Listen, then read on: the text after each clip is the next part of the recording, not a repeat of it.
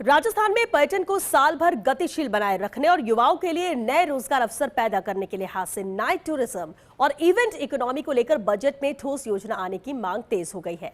पर्यटन विशेषज्ञों, होटल उद्योग, इवेंट मैनेजमेंट सेक्टर और शहरी अर्थशास्त्र से जुड़े जानकारों का मानना है कि अगर आने वाले राज्य बजट में नाइट टूरिज्म को संगठित और नियंत्रित स्वरूप दिया गया तो ये राजस्थान की पर्यटन अर्थव्यवस्था की तस्वीर बदल सकता है।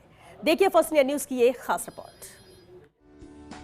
प्रदेश की वित्त मंत्री दिया कुमारी ही प्रदेश की पर्यटन मंत्री भी हैं। ऐसे में टूरिज्म ट्रेड इस बात की उम्मीद कर रहा है कि आने वाले बजट में नाइट टूरिज्म और इवेंट इकोनॉमी को लेकर विशेष प्रावधान देखने को मिल सकते हैं।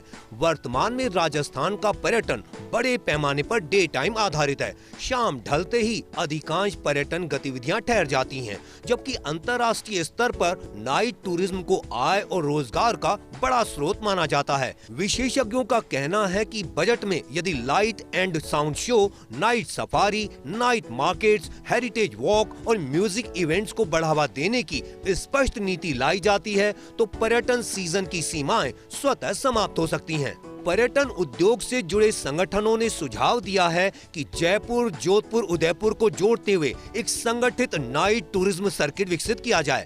जयपुर में आमेर, नाहरगढ़ और सिटी पैलेस क्षेत्र, जोधपुर में मेहरानगढ़ और ब्लू सिटी जोन, जबकि उदयपुर में सिटी पैलेस, पिछोला झील और पुराने शहर के हिस्सों में नियंत्रित नाइट एक्टिविटी शुरू की जा सकती है। इससे विदेशी और घरेलू पर्यटकों को एक नया अनुभव मिलेगा और शहरों की औसत ठहराव अवधि भी बढ़ेगी।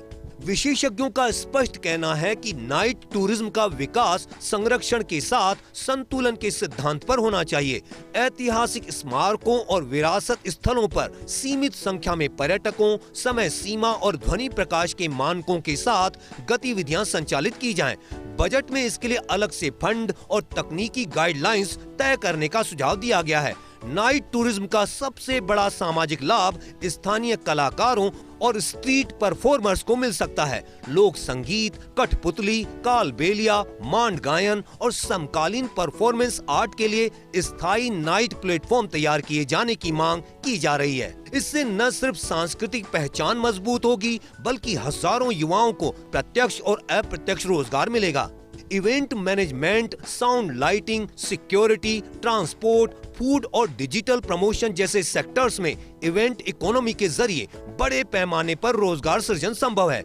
जानकारों का दावा है कि अगर नाइट टूरिज्म को नीति और बजट का समर्थन मिला तो अगले कुछ वर्षों में पर्यटन आय दोगुनी हो सकती है। हालांकि विशेषज्ञ यह भी मानते हैं कि नाइट टूरिज्म की सफलता सुरक्षा और परिवहन व्यवस्था पर निर्भर करेगी। बजट में देर रात तक सार्वजनिक परिवहन, महिला सुरक्षा, सीसीटीवी नेटवर्क, स्मार्ट पुलिसिंग और सरल लाइसेंसिंग प्रणाली के लिए इसके लिए एक अलग नाइट टूरिज्म पॉलिसी लाने का सुझाव भी दिया गया है। नाइट टूरिज्म से होटल, कैफे, रेस्टोरेंट और हॉस्पिटैलिटी सेक्टर को पूरे साल व्यावसायिक लाभ मिलेगा। इससे ऑफ सीजन की समस्या काफी हद तक कम होगी और निवेश का माहौल बेहतर बनेगा। कुल मिलाकर पर्यटन विशेषज्ञों का मानना है कि अगर आने वाले राज्य बजट में नाइट टूरिज्म और इवेंट इकोनॉमी को प्राथमिकता दी गई तो राजस्थान केवल दिन का नहीं बल्कि रात का भी प्रमुख पर्यटन गंतव्य बन सकता है। यही कारण है कि बजट से पहले नाइट टूरिज्म को लेकर मांग अब तेज और मुखर होती जा रही है। दिल्ली और आगरा की तरह जयपुर भी गोल्डन ट्रायंगल का महत्वपूर्ण घटक है और खास बात देखिए कि जयपुर में सालाना 3 करोड़ से ज़्यादा पर्यटकों की आमद भी होती है, लेकिन नाइट टूरिज्म के मामले में जयपुर अभी काफ़ी पीछे है। ऐसे में आने वाले बजट से पहले जयपुर के अंदर भी नाइट टूरिज्म और इवेंट इकोनॉमी को बढ़ावा देने की मांग उठने लगी है। देखना होगा कि ये बजट के अंदर इसके लिए किस तरह के प्रावधान सामने आते हैं। कैमरा पर्सन जितेश के साथ Nirmal Tiwari, first India news, Jaipur.